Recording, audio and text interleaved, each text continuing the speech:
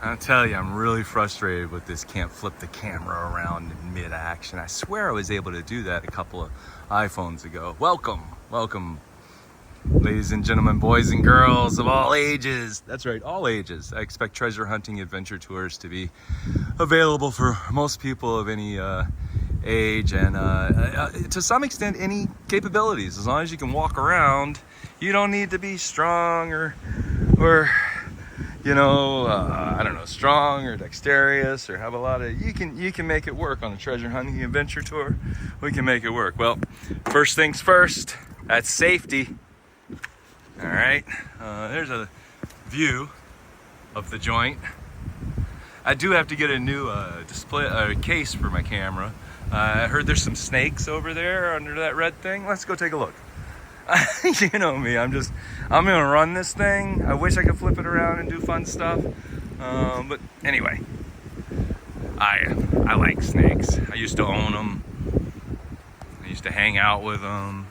I chase them around a little bit. I've seen a black mamba, he was dead. I've seen rattles and other things, cobras, yes, in the wild. At the Great Maggot Mine, I saw a cobra once. Pythons, I didn't get eaten by that python, thank goodness. Hey, look at me, I'm searching for snakes. You gotta make some noise, but you wanna make the noise so they run away. And I wanna catch them though, not catch them by hand. This one time in Morocco, my guy, should I do it? No, I should not.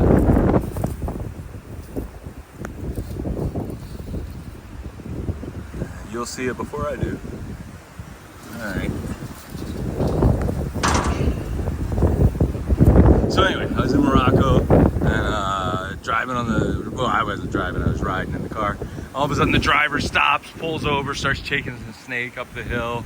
You can see a video somewhere, I think I put it on the Facebook back in 2017. If you trail back my videos, you can see that I followed the snake. I got videos of it.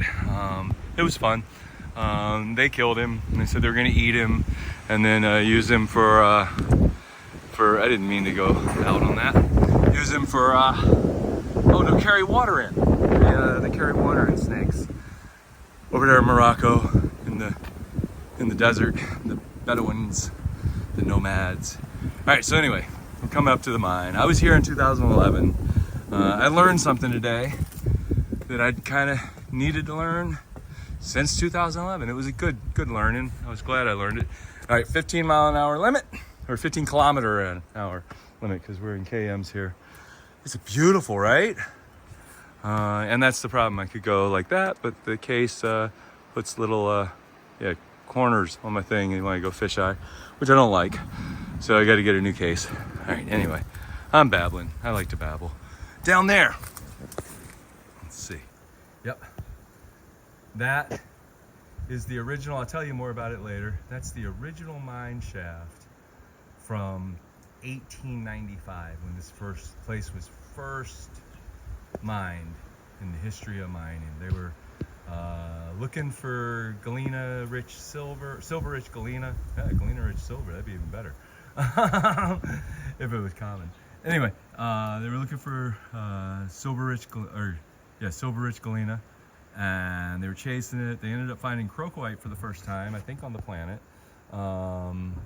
And they used that crocoite as a flux at a metal processing, steel processing plant in town here in Zeehan. I didn't realize that Zeehan used to be a bustling boomtown metropolis. Anyway, do not enter because it's flooded. The mine shaft goes way down. Anyway, we'll talk about that later. Here we are. This is the entrance to the current, the entrance to the current Adelaide mine. And we'll go in, take a look around. You got air flow. You don't really need it here. There's a breeze, a natural breeze. I'll explain that as we go, hopefully. Adam does a much better job because it's his joint. And he just explained it to me, so I'm going from memory whatever I can. Look how much fun mines are, you know? Let's see, without the light? Or emergency light up. And let's see how much we can get away with. No, I'm gonna need the light in a minute. Like 30 seconds, I'm gonna need a light. But that's all right. We can go light. Up. All right, let's see what happens here.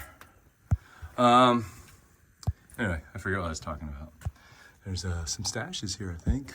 Or no, there's a little bit there. This is where they stage it. When they find the good stuff inside, they get it into the flats as quick as possible, because that's the first step of protection, is the flats. Look at that. Pretty neat. All right, let's see. We're underground. We're not getting much in the way of, again, with this darn camera. I'm not happy with, I thought it was supposed to be super awesome. You can't see anything, it's all out of focus. Well, anyway, I'll do what I can. There we go, that's in focus. Stay in focus, will you? So I'm gonna go show you the first time I came here in 2011. This is what I learned. I kind of beat myself up for 11 years, thinking that I wussed out because I only went so far. The generator just started up, so there's even more air thing going. Oh, plus electricity down there for working on the tools, working with the tools maybe. So anyway, I came all the way in here.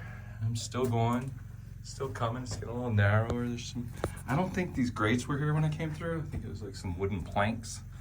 So some of the mines are pretty nerve-wracking when you go into them along the journeys. This one, somebody else, Frank DeWitt, was in here and apparently said that this is one of the safest mines he's ever been in, which is neat. Well constructed. Everything's solid. You can go back there and look. Starting to see some mineralization up there. I guess it just took a while for the camera to get ready and focus. It's doing a lot better now. Yeah, we're not really seeing much crocoite just yet. You can see there's mineralization. That might be crocoite underneath the manganese oxide coating. Yeah, I think there is some crocoite up there, if you look. Right there. Yeah. Anyway, we'll see some redder crocoite in a little bit. Let's go to 1. Yep. Zoom was. I do a lot of babbling when I shoot for some reason. I talk out loud all the time anyway. Now I'm trying to look where I'm going besides just on the screen, because the screen, yeah, sure. I'd rather also look where I'm going, so I might not be pointing at things as I go. You can see we're going down the hall, down the tunnel. I'm thinking, yep, this is the spot. This is as far as I made it the last time. Because in order to go any further, it was like that.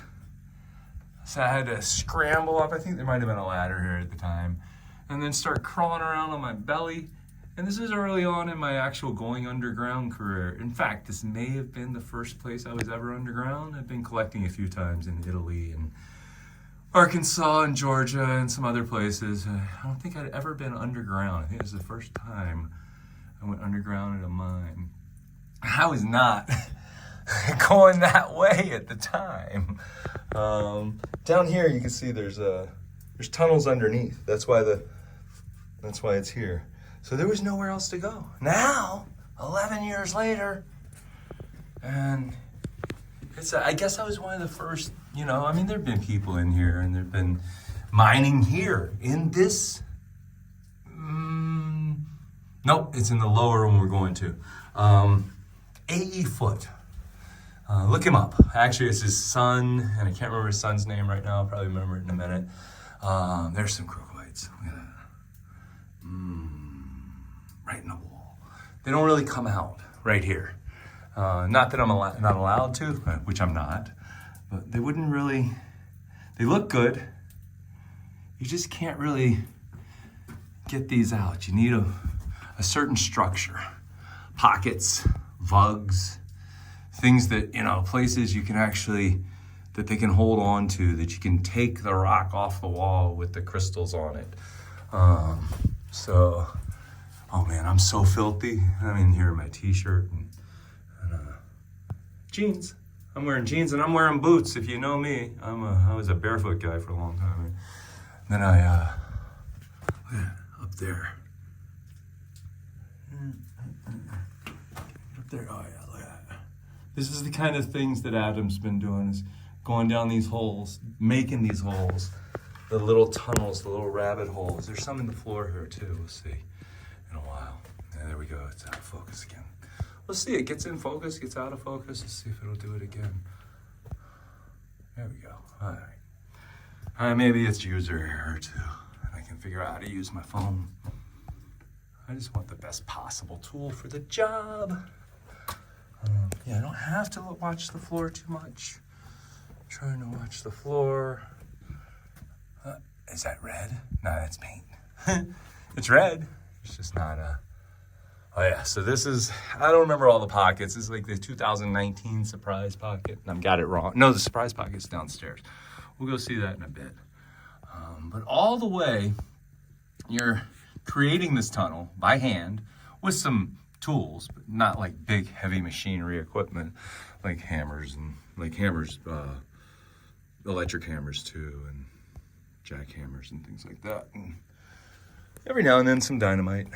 But all this, the whole way you're working, you're following veins of crystals. You're following where the crystals are growing, and you're collecting them along the way. It's a win-win situation. As you make your tunnel to the new spot, and you're hoping that it opens up into a pocket. When it opens up into a pocket, home run. This is a possibility of something we're gonna play with. I'm gonna push to play with it. It's a fusite or fuchsite, and it's a chromium-rich mica. However, this is like hardened into a solid rock here, the green-blue stuff. And you look, and it's there, and it's there the whole way there, you know. Come on, there it is. Anyway, it laps. You can carve it and polish it and turn it into cabochons or tumbled stones.